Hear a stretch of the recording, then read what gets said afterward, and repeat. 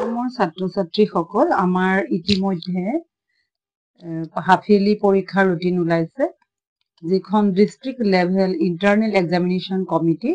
নগাঁও ডিস্ট্ৰিক্টৰ half yearly examination 2024-25 class 9 and 10 তোমালোকৰ পৰীক্ষা আৰম্ভ হ'ব 26 ছেপ্টেম্বৰৰ পৰা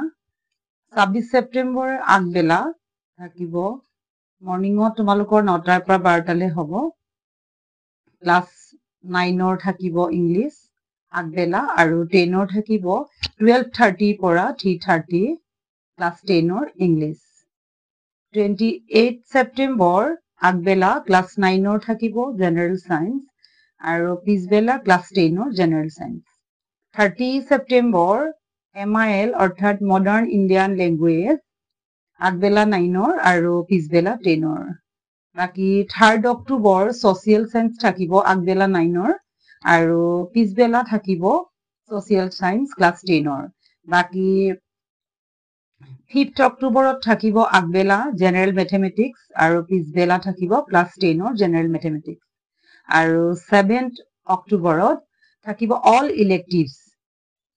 class 9ৰ আগবেলা আৰু class 10ৰ পিছবেলা মৰমৰ ছাত্ৰ-ছাত্ৰীসকল তোমালোকৰ এই হাফ-ইয়াৰলি পৰীক্ষা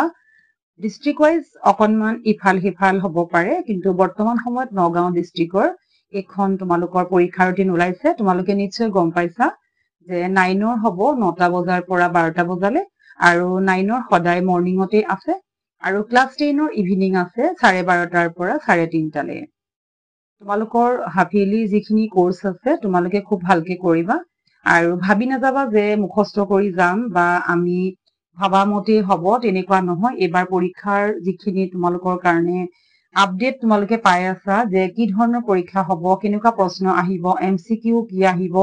তোমালোকে পাঠৰ তলৰ পাঠৰ মাজৰ আতিগুৰি পঢ়িবা এক্সাম্পলত থকা অন্যান্য সকলোখিনি তোমালোকে পঢ়িবা আৰু তোমালোকে এই পৰীক্ষা দি নিশ্চয় তোমালোকে গম পাবা যে তোমালোকে কিমানখিনি আগবাঢ়িব পাৰিছা